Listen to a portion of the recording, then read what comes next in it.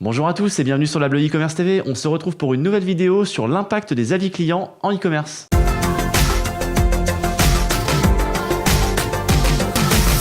Aujourd'hui Arnaud, je te propose de continuer la précédente vidéo sur les avis clients, d'aller voir cette fois un petit peu plus loin. Par exemple, où est-ce qu'on va trouver ces fameuses notes des clients ? Alors, ces notes, elles vont être bien évidemment collectées donc post-achat, après une transaction. On va les retrouver sur le site du marchand. On va les retrouver dans Google, alors dans la partie organique, dans la partie AdWords et aussi dans Shopping.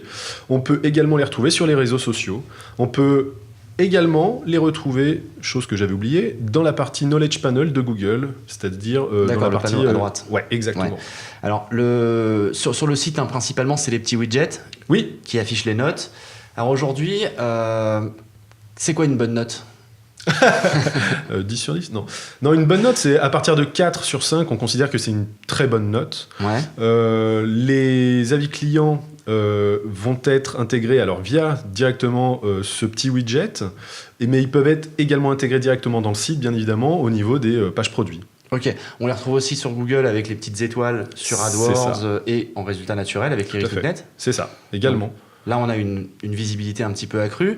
Mais j'ai toujours ce ressenti sur l'avis client qui est de me dire qu'il y a seulement les clients mécontents qui laissent des avis. 31% des consommateurs qui ont eu une expérience négative sur Internet laissent des avis. Donc la grande majorité en fait, des avis publiés sont des avis positifs. L'essentiel, c'est véritablement d'engager le dialogue avec le consommateur pour prouver aux internautes, aux visiteurs de sites, qu'il y a un véritable service client.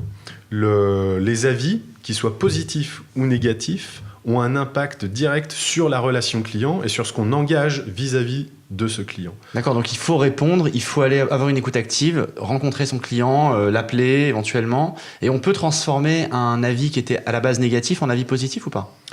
Le transformer, c'est peut-être un petit peu exagéré. Ce qui est sûr, c'est qu'une personne qui va rencontrer une expérience négative sur un site internet et avec qui on va rentrer en interaction va au final se transformer par une personne qui va avoir une expérience positive.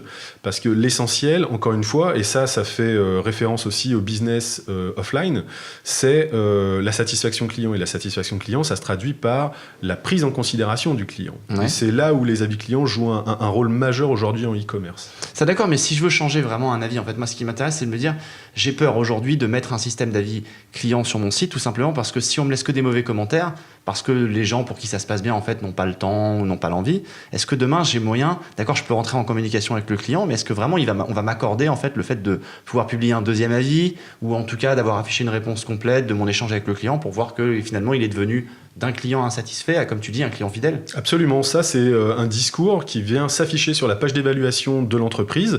Nous sommes une entreprise certifiée AFNOR et à ce titre, on ne peut pas pour le coup, ne pas diffuser un avis négatif s'il rentre dans le cadre, je dirais, réglementaire de l'AFNOR. Alors, Arnaud, juste pour préciser rapidement, la norme AFNOR, c'est quoi concrètement ?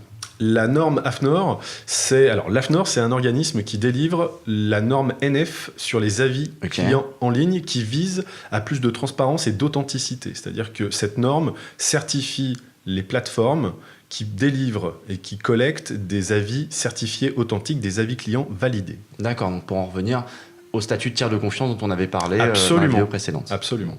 Je te remercie Arnaud de nous avoir une fois de plus éclairé de tes lumières sur les avis clients. On se retrouve très bientôt pour une prochaine vidéo sur la Bleu e-commerce TV. N'hésitez pas à laisser un commentaire si vous avez des questions ou à liker si vous avez aimé. À bientôt.